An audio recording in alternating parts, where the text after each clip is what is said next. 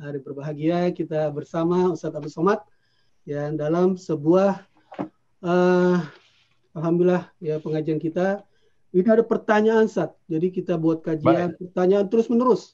Pertanyaannya, kenapa bulan Ramadan ini kita begitu semangat beribadah, tapi Ramadan lewat ternyata ibadah ini ya semakin kendor. Nah, ini kita pingin kunci-kunci atau nasihat dari Ustadz Abdul Somad insyaallah dalam hal ini. Jadi pertahankan semangat ibadah Ramadan di bulan berikutnya gitu. Karena waktu sangat sempit Ustadz ya. Ya kami persilakan kepada Ustadz Syekhul Karim insyaallah. Ustadz Abdul Somad. Bismillahirrahmanirrahim. Assalamualaikum warahmatullahi wabarakatuh. Waalaikumsalam warahmatullahi wabarakatuh. Alhamdulillahi Rabbil Alamin. Wassalatu wassalamu ala ashrafil anbiya wal mursalin wa ala alihi wa sahbihi ajma'in. Jamaah pengajian bulanan Al-Hikmah. Tema kita malam ini mempertahankan semangat ibadah Ramadan. Pertanyaan Al-Mukarram, mengapa di bulan Ramadan begitu bersemangat, mengapa di luar Ramadan tidak bersemangat? Jadi ketika saya sedang lewat di pasar mau belanja waktu di Rabat, di Maroko, waktu kuliah, ada sampul majalah kecil, tertulis di situ, marhaban ya syahran nifak. Marhaban ya syahran nifak. Selamat datang bulan kemunafikan. Masya Allah. Saya kaget. Kok bulan Ramadan disebut bulan kemunafikan? Ternyata judul itu judul menyindir. Karena banyak sekali orang di Ramadan itu munafik. Masya Allah. Ya, itu tadi. Di bulan Ramadan itu luar biasa gitu di luar Ramadan. Dan ada tulisan orang Mesir.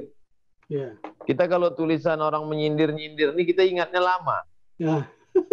Ternyata di Mesir itu mereka dulu zaman kami kuliah masih beli tabung gas, pakai tabung gas. Jadi gasnya itu tidak otomatis seperti sekarang langsung ke rumah beli tabung, tank. Itu kebutuhan normal biasanya 1 bulan 1 tabung. Tapi di bulan Ramadan itu 2 tabung. Masya Allah. Padahal kan makannya lebih sedikit. Karena nggak ada makan siang. Karena Maidatur Rahman, Sar. Maidatur Rahman. Kita malah nggak masak sama sekali. Karena ada musa'adah. Adapun masyarakat ini mestinya idealnya itu tabungnya habis setengah gas. Karena dia siang nggak masak. Tapi sering terjadi 2 tabung. Kenapa? Terjadi penumpukan makanan. Kebutuhannya justru semakin. Jadi betul, umat Islam ini sudah jauh sekali dari ajaran Islam. Apa yang menyebabkan dia jauh? Pertama, jauh dari pemahaman yang benar. Jadi di Ramadan itu kita bukan menumpuk amal. Banyak orang di Ramadan ini menumpuk amal. Khatamkan Quran 5 kali. Sholat tarawih 23 rakaat, tambah witir, tambah tahajud. Habis itu stop. Pas ditanya kenapa nggak beramal? Amal bekal sudah cukup untuk setahun. Makanya kita pertama, kalau mau kita jaga amal Ramadan ini adalah pemahaman yang mesti benar. Kenapa ngomong kita salah? Karena gagal paham. Kenapa amal kita salah? Yaitu kita anggap padahal Allah yang kita sembah di bulan Ramadan itu yang kita sembah di bulan Syawal Allah itu juga. Bukan ganti-gantian. Di bulan Ramadan Tuhan besar. Di bulan Syawal Tuhan kecil. Bukan begitu. Makanya dalam Islam qul huwallahu ahad. Allah itu esa, tunggal, tak berbilang. Supaya tauhid kita di bulan Ramadan dengan bulan bahwa Ramadan itu bulan ada Lailatul Qadarnya betul. Bahwa Ramadan dilipat gandakan betul, tapi bukan bulan menumpuk amal. Ini pemahaman yang pertama. Yang kedua, Ramadan itu dipahami sebagai bulan pelatihan. Kalau kita sudah dilatih bangun, maka insya Allah kita terbiasa. Kalau sudah bulan itu dilatih lapar, maka kita terbiasa. Kata pepatah Melayu, Allah bisa karena biasa. Kalau sudah terbiasa menjadi ringan. Berawal dari keterpaksaan, lama-lama menjadi kebiasaan, lama-lama menjadi kebutuhan, lama-lama menjadi ketergantungan. Kalau sudah ketergantungan, sulit untuk ditinggalkan. Baik dalam kebaikan maupun kejahatan.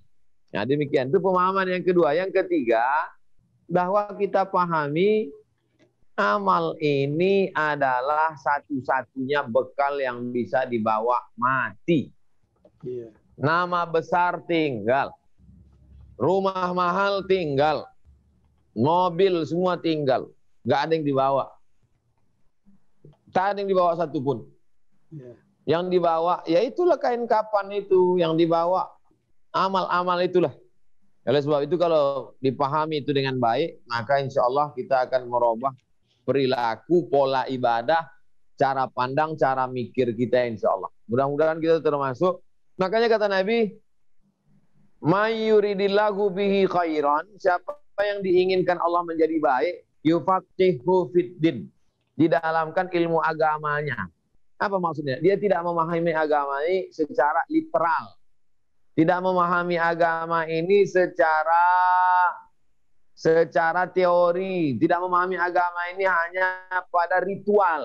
Tapi ada substansi, isi makna agama yang diamalkan. Tentang kemanusiaan, tentang hidup kesederhanaan, tentang berbagi, tentang kasih sayang, tentang merasakan perasaan orang miskin, tentang membiasakan diri beramal soleh.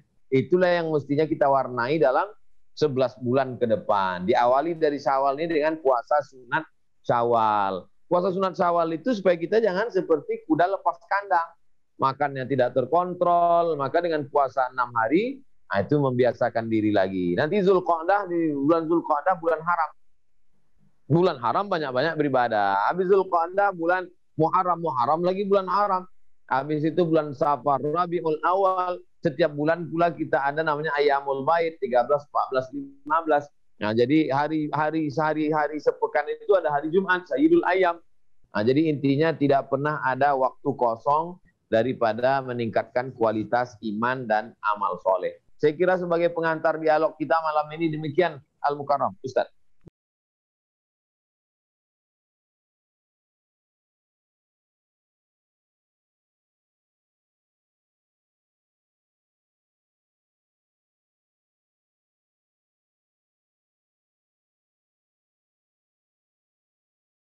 Baik, selanjutnya Ustaz Samad. Bagaimana kita membuat kebiasaan-kebiasaan kita, bahwa kebiasaan kita seperti bulan Ramadan, Ustaz.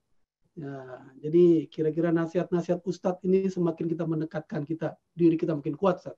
Fadhol, Ustaz. Jangan tidur malam sebelum wudhu dulu. Oh, Masya Allah. Sama mulai malam. Yang sudah, mudah-mudahan istiqomah. Sebelum tidur, paksakan diri wudhu.